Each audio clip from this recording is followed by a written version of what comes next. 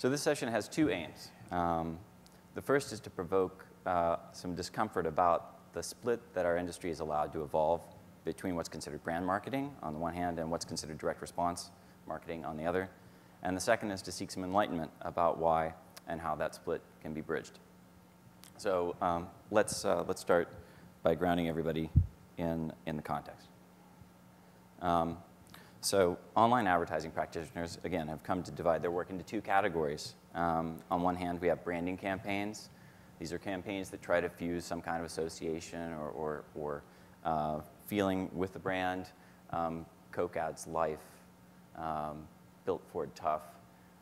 Tends to be measured within our industry and within marketing sciences with surveys where the outcome are metrics like awareness and favorability, association and intent.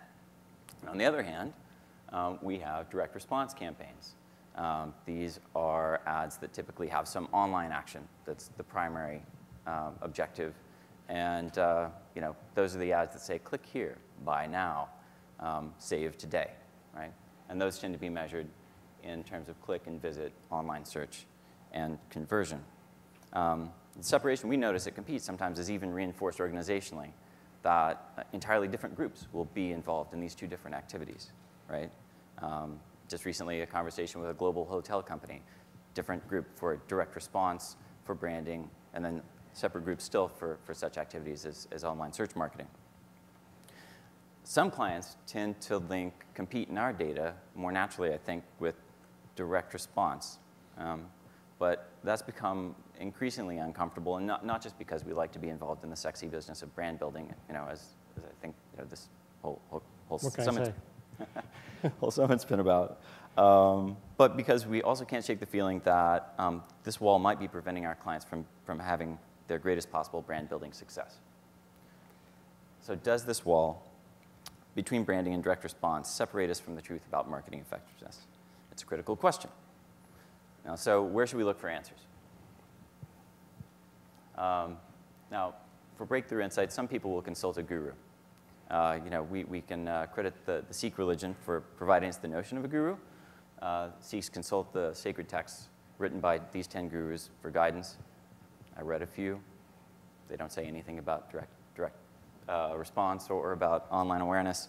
Frustrated, I went for a walk on the beach. There's a little bit about persuasion. But there may be about persuasion, yeah. So I took a walk on the beach, and you can scarcely imagine my delight when I suddenly encountered Ken Mallon, the brand measurement guru of Miami Beach. Now listen, I knew you were going to Photoshop this, but what I didn't realize is that the only thing you're going to Photoshop is the hair. So I'm... Yeah. You've been working out, Ken. You've been working out. I thought you would take this too far, and I'm glad to see you knew the boundaries. Here we go. Look good, though. So we're lucky to have Ken as our guru here today. Ken's a 25-year research veteran. He's applied research methods. I started when I was 8.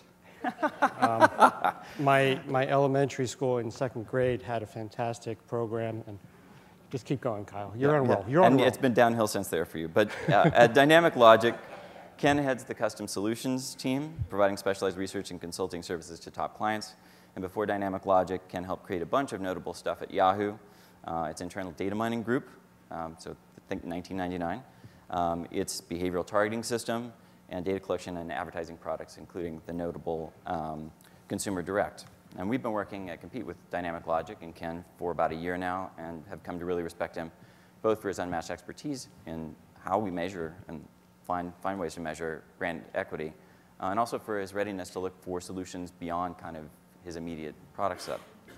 Anyway, I asked Ken about this wall dividing branding and direct response, and his first response to us is direct response ads aren't just generating direct response. Ken, can you maybe walk us through this? Thanks, Kyle, for the very first slide where he calls on me is filled with a bunch of data points. Thanks a lot for that, Kyle. So where does data come from? Dynamic Logic has been in the business for over 10 years of measuring the branding impact of online ad campaigns.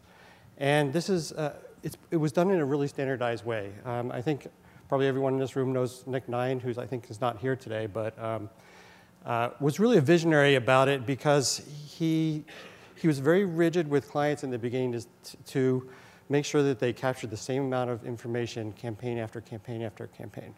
What this allowed Dynamic Logic to do is create a normative database, because all the questions are always asked the same way. And this year, for example, we're going to do about 1,000 of these campaigns that we were measuring. And so we have now a database of over 6,000 campaigns. And so we're able to calculate all kinds of norms. To do this particular research, we went and hand categorized a bunch of ads as being having a call to action or not.